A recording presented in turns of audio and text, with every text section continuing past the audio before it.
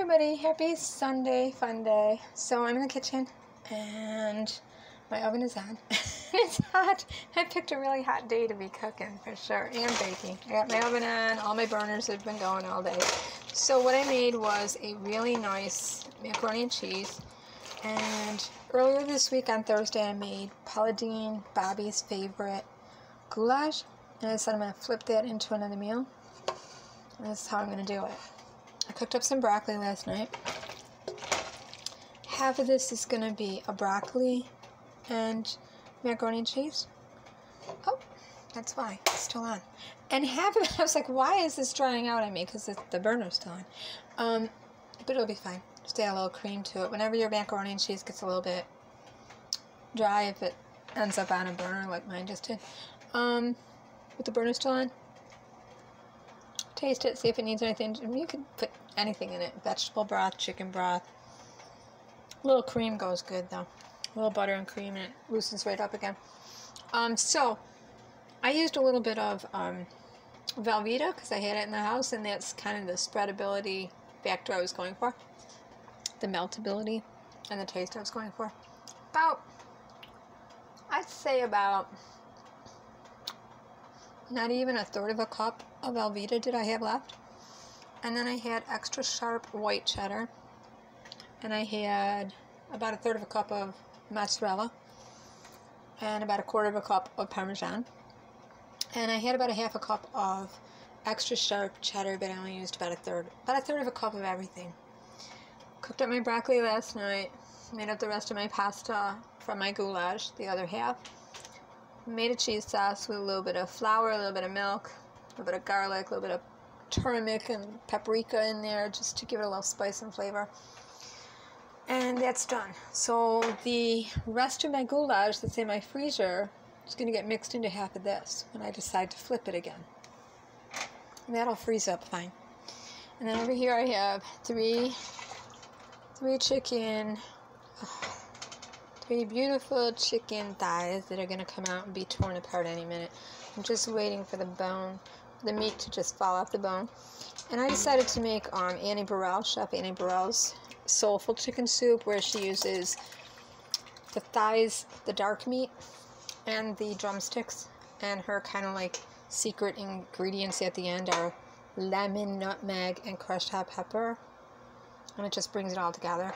So you just basically cook up your aromatics, your mirepoix, or whatever you got. So I cooked up my celery, onion, carrot, threw in my bay leaf. You just pop your chicken right in there, and then after you cook that up, and bring it to a boil and stick it on the stove. It's like grandma's old-fashioned. If you ever had like a grandma that just did a boiled soup, this is it.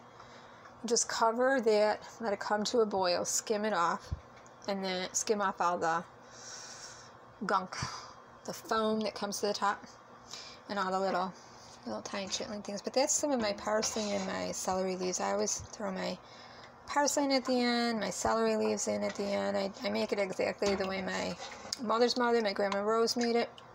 Because honestly, I grew up with her. She grew up in our home. She came to live with us when I was a baby, and she was only not there for 4 years out of my whole life. So I got to watch her cook a lot, and she would roll meals over into other meals.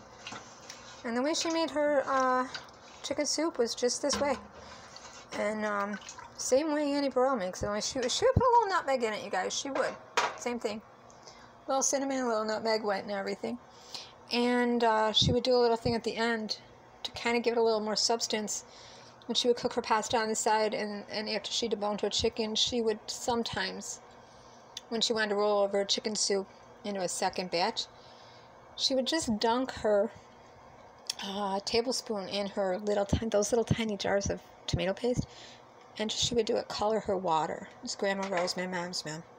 And she would just make it it would just have like a blush look, and that little bit of tomato paste brought it over the top and made it taste really good. It didn't turn out looking like sauce, but it came out nice. So, and the trick really is stirring it. Once your meat starts falling off your bone, especially with dark meat, you want to just keep stirring it, help it along a little bit. and then let your bones go a little longer. So this will get some more cream any minute now, and butter, and it'll become goulashy.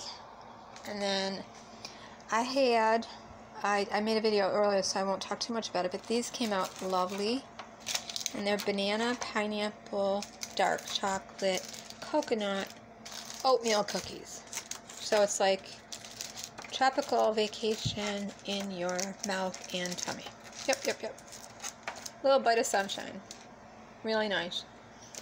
It's kind of the consistency of banana bread. You can see how I'll cut one open there. That's what they look like. The dark chocolate really helps it. If I was going to make these again, what I would do is get some of that peak salt to go over the top. I just love this cookie. It's my favorite. Big old cookie. Really beautiful. And yeah, just like a little bit like banana bread. A little cakey of a cookie. Not, I mean, everything you want in an oatmeal cookie, anyways. Definitely can taste the pineapple coming through.